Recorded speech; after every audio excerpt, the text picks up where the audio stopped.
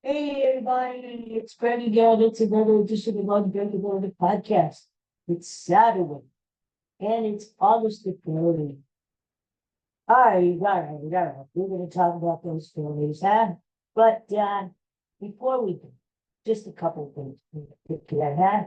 You can't forget our buddy, our friend, Tugga, patron saint of this fine podcast. And there he is. I didn't even scare you. Hey, how about that tongue? Tugga, Tugga himself. I got this here, lovely. No, Phillies yet. No Phillies yet. I want to be best. I just started. I want to be the best. I know. Congratulations. Way to go, President Biden. I'd like to congratulate you. Get those hostages out. I tell you, President Biden is a man. And he's fine to be in that. I don't care if the Republican vote for him. He is a legend. And he's got to admit and say, well done. Well done. Got the hostages story. I'm tired after this television joy life. And he's going to be this guy that we can get a big super much. People are going to meet him. And he's going to be that good. And I tell you what, he's working right up to go President. Yes, it's not news to the other thing. Jimmy Carter is going to be 100 years old in October. I think he's going to get, he's been off hospice long time and he is having it. I tell you what, I've heard they're going to do a special concert, benefit concert in September. Jimmy Carter lived there a second. And I don't know what it is. It's just a celebration of Jimmy Carter, which we should do.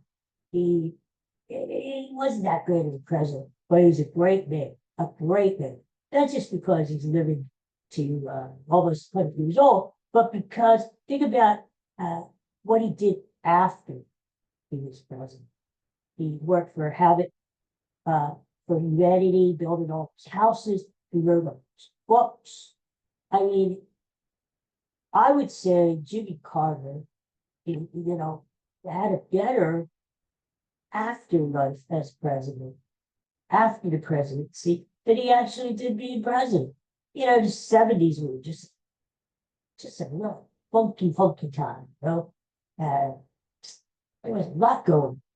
And I don't know. I don't know. There was a lot. If you remember the Carter administration, there was Billy drinking a beer, and his mom, and they were a cast of characters.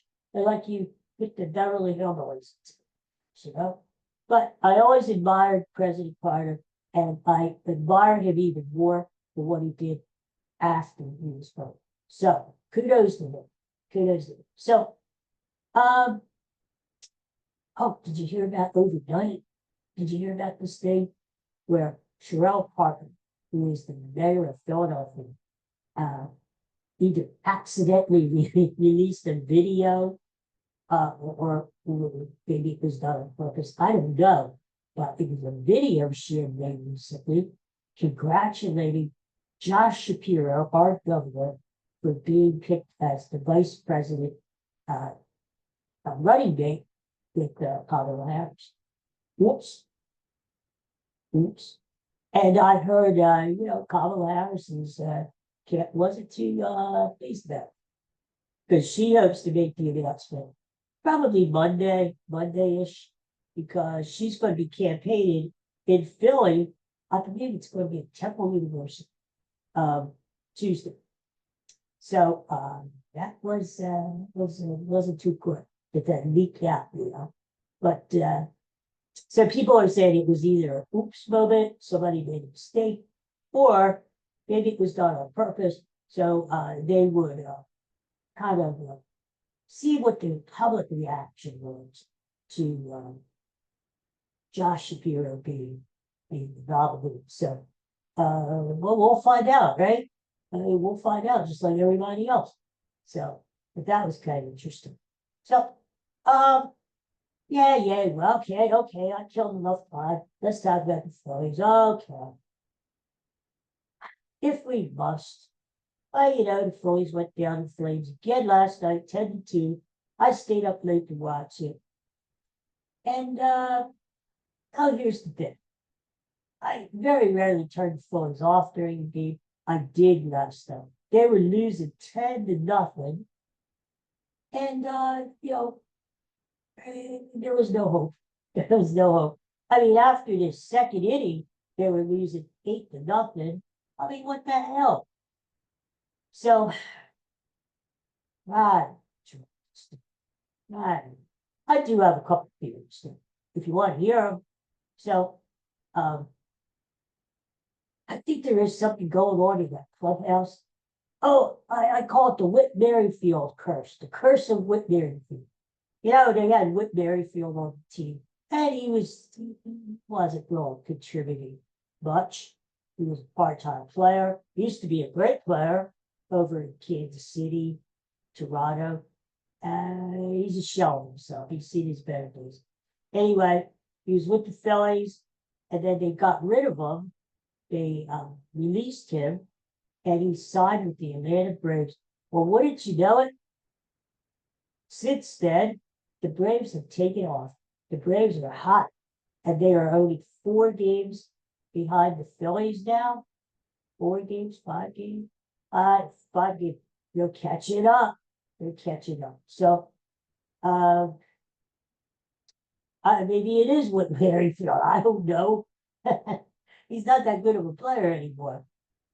But maybe it's the curse. You heard of the curse of the Bambino, Babe Ruth. When he got traded and cursed the Red Sox.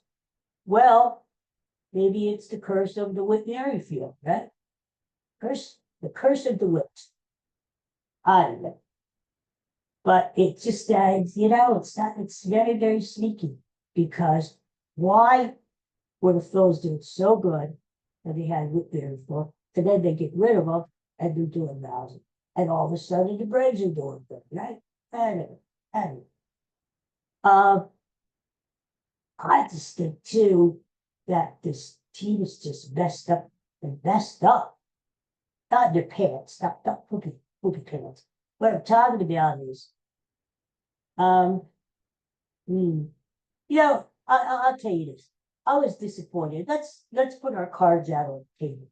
Okay? You and me, let's be honest with each other. I can't hear you. I can't see you. But I'm sure you're being honest with me. Just like I'm being honest with you. Let's put our cards out on the table and be honest. I was disappointed with Dave DeBrusque, because I don't think he significantly improved his team at the trade deadline like he could. Now, I get it that they wanted to hold on to the top prospects, and hopefully these guys will pay it out in the not too distant future. But to trade and get back what he did, I mean, yeah, Estevez is probably a better relief pitcher than what they had. Yeah, this guy Banks. Yeah. And Austin Hayes. Yeah, I don't know. There's a reason why Baltimore traded him. Baltimore had a great team, and Baltimore traded together. And look what they got back. Christian Pache, who they already released, and Sir Anthony Dominguez, who stinks. So why did they keep Austin Hayes? I know they want their young players to play. But anyway, I'm just disappointed in David DeBrusque. And he always at the trade deadline, that's when Dave was at his best. Not only with the Phillies, when he was with the Red Sox, when he was with all these other teams in the past. That's the time of the year that Dave Dombrowski is his best around the trade deadline. He improves the teams. He didn't do it this year. He didn't do it. There were people to be had in it, and he didn't do it. And think about it. I was disappointed with Dave this past offseason, too, the winter. he really didn't do much. He brought back the core of the team, basically the same team. They signed Aaron, gave Jack Wheeler a contract extension. That's all well and good. But what did they add to the team? Really nothing when you think about it. Other than Whit Merrifield, who could probably now it's like was the good luck charm. But I get it about this club has chemistry. This club is close knit. They love each other. Starting to think, off base, starting to think that maybe it's too close. Maybe they have like country club atmosphere in that clubhouse, where they have a manager who just sort of lets them do what they want. He doesn't really leave them out. He's like sort of comatose in the dugout there. And he's like the Perry Como of managers. And he's okay, you go do your own thing. You want to eat a pizza, go eat a pizza. You want to party, go party. But sometimes when you don't have a firm handle on the letters, they lose the edge. Maybe these guys are just too familiar with each other. Maybe you're too gun. I can't explain why they swept the Dodgers. True, when the Dodgers came to Philadelphia, the Dodgers really beat up. I mean, they would have put out Ricky Betts, they would have Betts and last lot. They were beat up. At the Phillies split. And then right after that, they took the Philadelphia and they lost all the series, 5 series in a row, and then lost last night, first game of the 3-game series against Seattle. So I'm just thinking, what the hell is wrong? And I can't explain it. All I can say is maybe this team needs a good kick in the butt. Maybe they do. Maybe Rob Thompson isn't the guy to kick him in the butt. Dave Dombrowski, will he go down to the clubhouse and kick him in the butt? Each one of them? Just go right down the locker, ask them to turn around and bam, bam, bam, bam, just kick him in the ass all the way to that. So, is he going to do that like the old general managers used to do? Paul Owens, the coach, he used to be the general manager for the Phillies, when they weren't playing well in the 70s, 80s, he'd go down and he'd kick some ass. The guy was like 119 years old, but he still kicked that. So that's what I'm saying. Is there somebody in this organization who's capable of doing the ass kick? Open up a can of whoop ass and whooping some ass in the clubhouse. Is there somebody capable of doing it or willing to do it? Have these guys lost their edge because they're all too familiar with each other? See, here's the thing. I just heard a stupid guy, on WIP Sports Radio, and say that he thinks, now get this, don't fall out of your chair when you hear this, if you're sitting there. Brandon freaking Marsh is the best player in the city. Not just on the Phillies, in the whole city. Better than Embiid, better than Jalen Hurts, better than any guys in Flyers, which I really can't think. Better than Bryce Harper, anybody on the Phillies, Lane Johnson, AJ Brown. I could just go on to the Tyrese Maxey, go on and on and on. Brandon freaking Marsh. Now he had a big triple last night. If the Phillies were already losing 10-0, give me a break. That's a whole other story. The bozos that really don't have any working. Very good thinking. But that's easy. Another example is Garrett Smith, the catcher, a bad catcher. Years ago, he was hitting at 170, doesn't do anything. I think that was beat out in the playoffs last year, when he bragged about, we'll go swimming the Arizona Diamondbacks swimming pool, and they said it good place, and we coached the partner. Oh, oh, oh. Always anyway. So, little guy like me, you know. And the thing is, he's not doing the damn thing. The only thing he's doing is 3 times since the All-Star break, the Phillies have stunk so bad they've had to use him as a pitcher at the end of the games. And he's not even doing it. So, you know, that's your claim to fame. If you are in the emergency position for the pitcher on the team, to be great. What are you? What I'm trying to say is these are the kind of people you have to pick. And I get it. They didn't want, the reason to keep Stubbs was, okay, Raphael Marchand needed to play every day in the minor leagues. He's going to be your backup catcher next year. Trust me. But, and Garrett Stubbs is this clubhouse guy. Ooh. Yeah, Garrett Stubbs stinks. Probably the only thing he can do is bunt.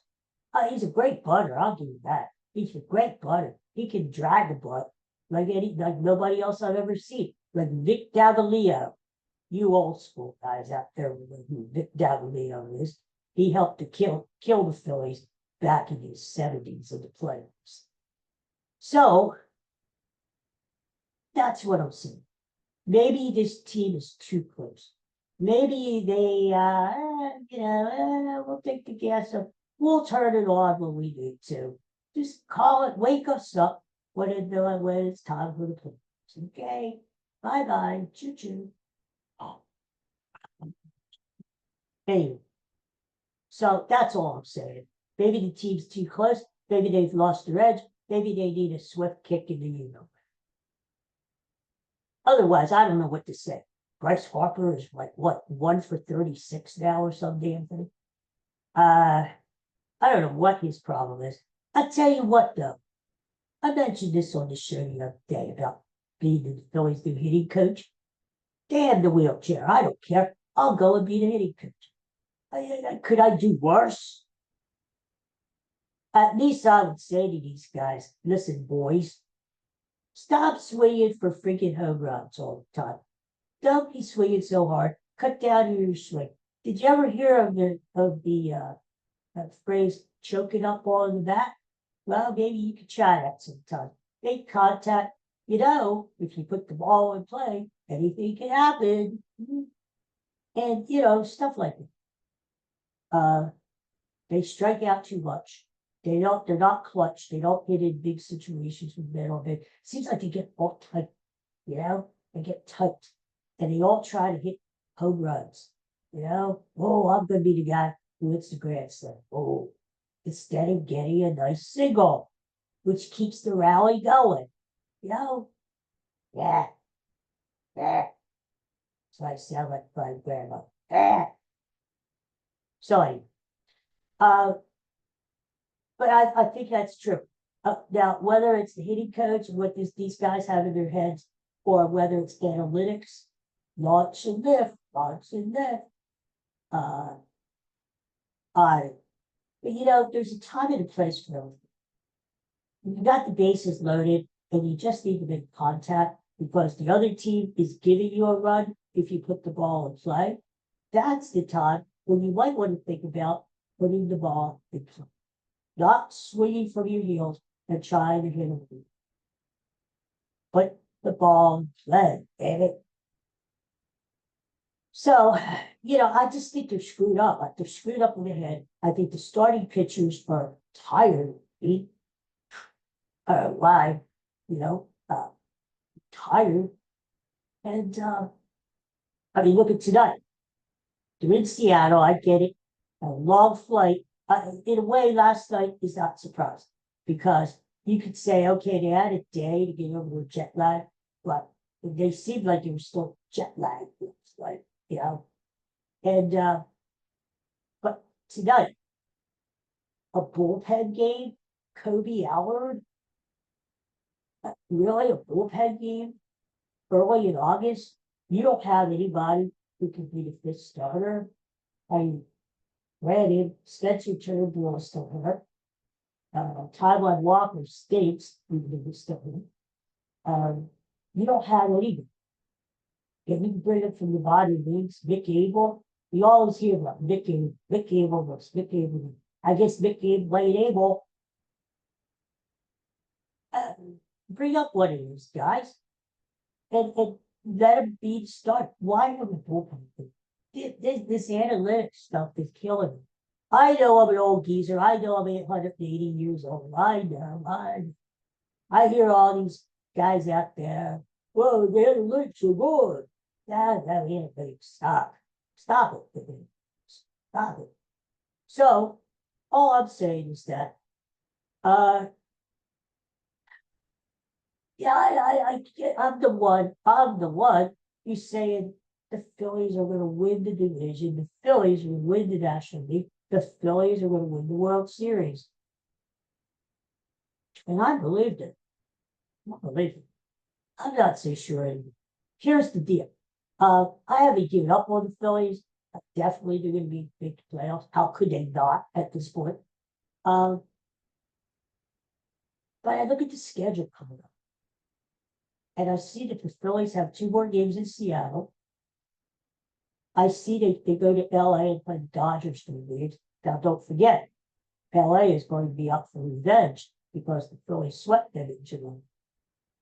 And then they go to Arizona, which has been a hot team, which is only like 4 games behind LA now, along with San Diego.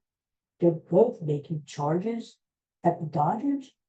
And Arizona is right there, if not for the West Division, but for a while. And we know Arizona's a pain, but we know that. So I look at the schedule, and then I look at the Braves schedule, and I just glanced at it the other day. I mean, they're going to play teams like the Rockies coming up, and Pirates, and I believe they played White Sox. It's like, it's like this Philly collapse, like 64, like the Eagles, when they collapse each season. They go 10-1 to start the season, and then they collapse, and then they have a horrible performance in the playoffs against Tampa Bay. Don't get me started on the Eagles. Don't get me started. We'll talk about that some other day. But anyway, well,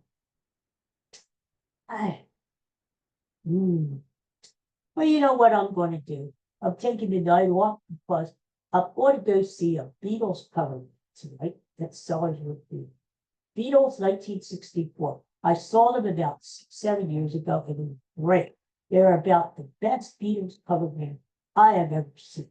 I'm seeing them again tonight, and even though the Phillies are playing after the concert is pretty good.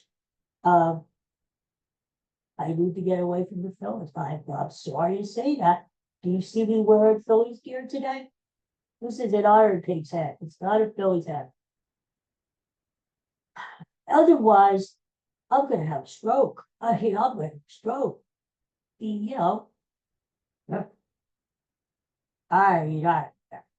didn't need to be Debbie Downer today. Or gravelly rain.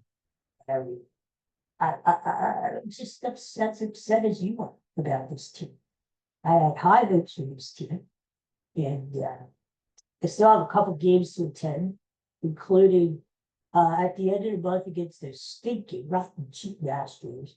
I can't wait to go because I can't wait to boo the hell out of them, and I'm not a booer.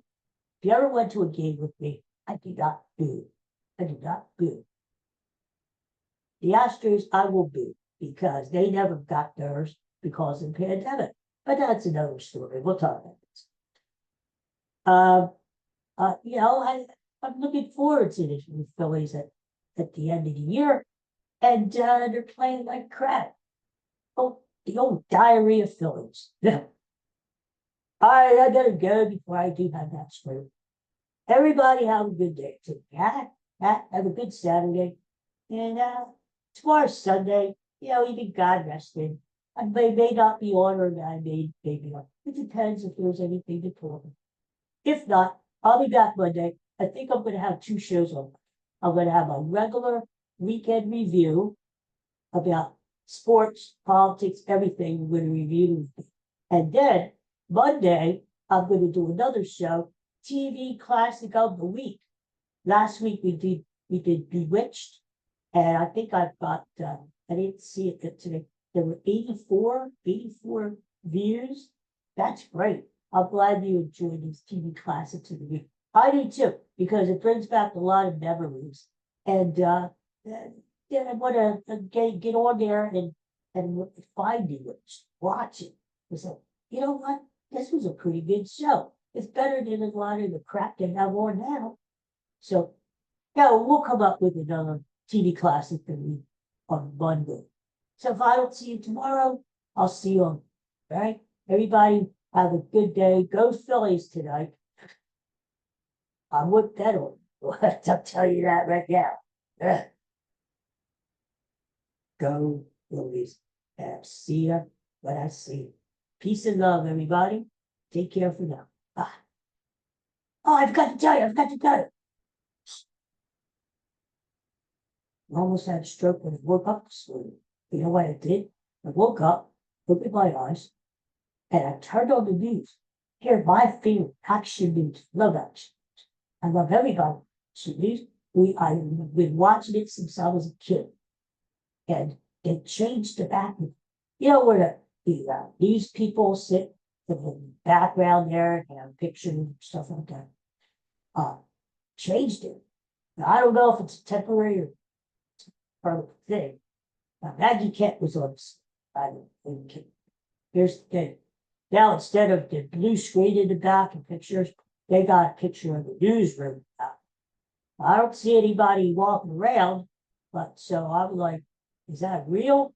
I don't know. But then they showed another thing, like Chris Sowers that does the weather, and he's not walking around anymore near the board. He's just sitting there, and they got a blue screen. They got something in the back of him, like rain cloud, and he's going off about the weather.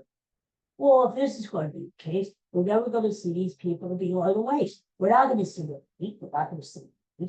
They're just going to be like this. So I'm thinking, is this going to be the way it is? I don't adapt to change. Well, and here's the thing. Action News, they've been very successful since the 60s. And when they change, it's a big deal because you get used to it. And Action News is like family. But when they change, it's like they've disowned a brother or something. It's like, where's Tom? Where's Tom? Anyway, so I gotta see. I gotta see if this is going to be a permanent thing or whether it's just a temporary thing. Maybe they're working something out, but we'll find out. Anyway, I had to mention that to you because as soon as I see that, I said to myself, I said, they changed the background. And I was like really put off by it. I kept thinking about it all day, took a shower, had breakfast, out watering the flowers, taking care of the dog. I was like, I couldn't get it. Anyway. Okay, everybody, peace and love. I'll see you next time. Bye-bye.